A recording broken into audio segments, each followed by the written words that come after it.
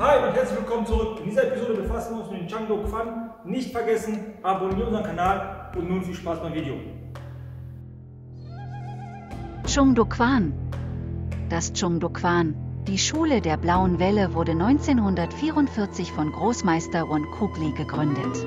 Der Begriff Blaue Welle sollte jugendlichen Geist und Vitalität ausstrahlen und war eines der ersten Kwans, die in Korea Fuß fasste.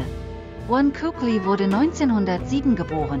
Er schuf seinen eigenen Stil, der als Tangso-do Chang-Do Kwan-Stil bekannt wurde und ab 1955 zu Taekwondo wurde.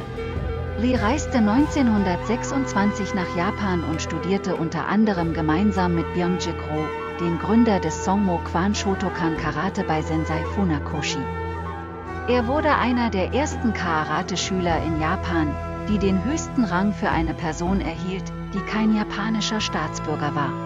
Nach seiner Rückkehr 1944 nach Korea erhielt Lee von der japanischen Besatzungsregierung die Erlaubnis, Karate zu unterrichten, zuerst jedoch nur für japanische Staatsangehörige und später für einen ausgewählten Kreis von Koreanern.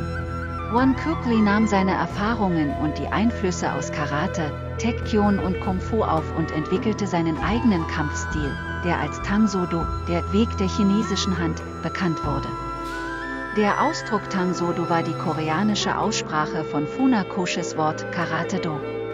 Das Training im Chang-Do Kwan war besonders für seine Gesamtkraft und die Betonung von Tritttechniken zum Kopf bekannt, welcher später eines der Grundlagenstile des Taekwondo bildeten. Das Graduierungssystem des Chang-Do Kwan war unter Lee wie folgt aufgeteilt: Weiß, 8. bis 5.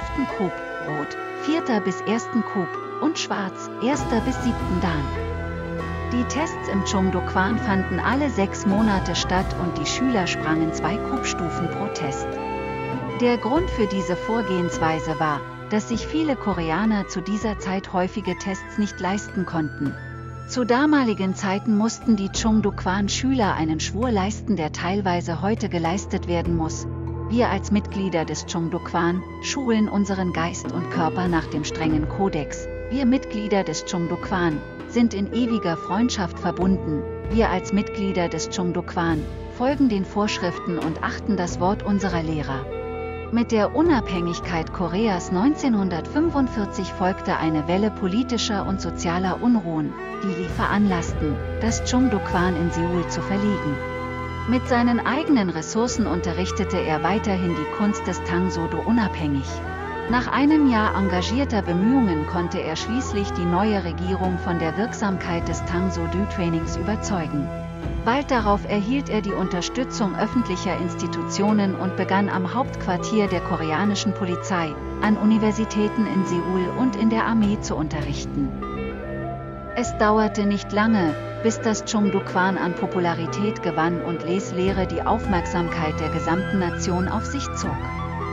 1947 forderte Präsident Syngman Rhee alle Mitglieder des Chang-Do Kwan auf, der Regierungspartei beizutreten, und bot Won Kuk Lee die Position des Innenministers an. Lee lehnte das Angebot ab und wurde infolgedessen inhaftiert. Er wurde 1950 freigelassen und wanderte im selben Jahr nach Japan aus.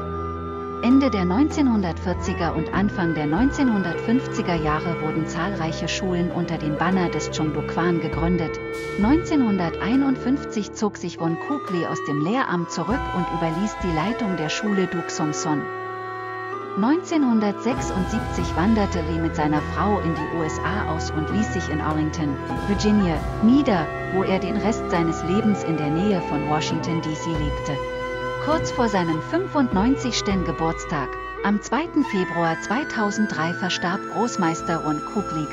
Das Chang-Do Kwan existiert noch heute in Korea und fungiert in der neuen Zeit eher als ein Club für Brüderlichkeit und Freundschaft.